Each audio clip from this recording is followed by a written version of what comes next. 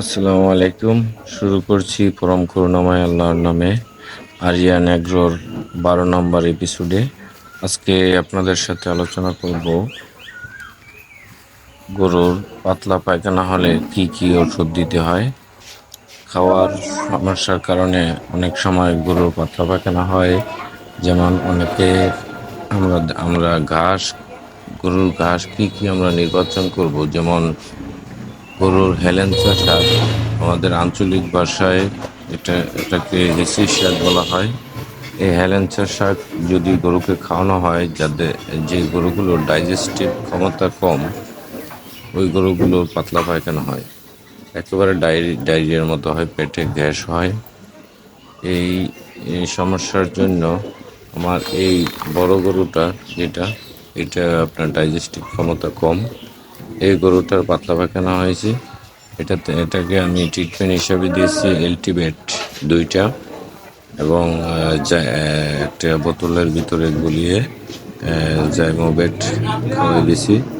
গরুটা আল্লাহর রহমত 1 ডোজে সুস্থ হয়েছে।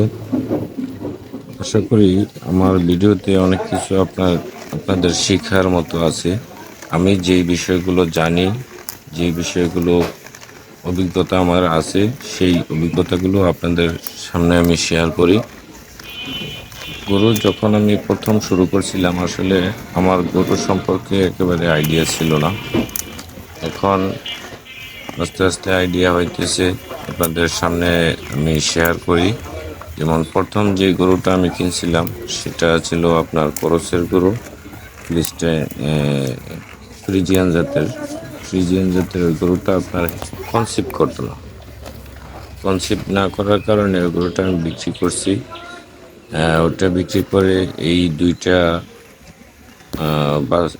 ডামডি বাচ্চা নিছি, ফিমেল বাচ্চা, আমাদের আঞ্চলিক ভাষায় ডামডি বলা হয়। এটা আনার পরে এই বড় গরুটা 1 মাসের ভিতরে এটা প্রেগনেন্ট হয়। এটাকে বীজ দিয়েছি, আমি দেশি গরু দিয়ে দিয়েছি। আমাদের এখানে খামার রয়েছে, ওখান থেকে আমি দিয়েছি। তো সবাই আপনারা চেষ্টা করবেন যে প্রথম হিট মিস করে দ্বিতীয় হিট মিস করে তৃতীয় হিটের সময় আপনারা বীজটা দেওয়াবেন, তাহলে ভালো হবে। আশা করি আমার ভিডিও যদি যাদের ভালো লাগে, তারা পরবর্তী ভিডিও পেতে চ্যানেলটি সাবস্ক্রাইব করবেন। আশা করি এই গরুর সম্পর্কে যে অভিজ্ঞতাগুলো আমার ভিতরে আছে, আমি আপনাদের মাঝে শেয়ার করার চেষ্টা করি। শুধু গরু না, আমি যে কৃষি কাজ করি, সে কৃষি কাজ সম্পর্কে আপনাদেরকে ধারণা দেওয়ার চেষ্টা করি। আমার যদি ভুল হয়, তাহলে আপনারা কমেন্টে আমাকে ভুল ধরিয়ে দিবেন, এবং আপনাদের কাছ থেকেও আমার শিখার অনেক কিছু আছে।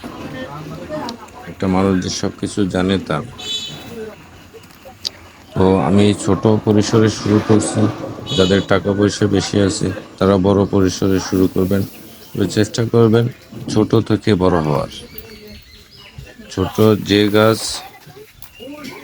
যত তাড়াতাড়ি বড় হয়, ওই গাছ ঝড় আসলে তাড়াতাড়ি ভাঙে, এটা মনে রাখবেন। সবাই আমার জন্য দোয়া করবেন, আর রিয়া এগ্রোর সাথে থাকবেন। ভালো থাকবেন। আসসালামু আলাইকুম।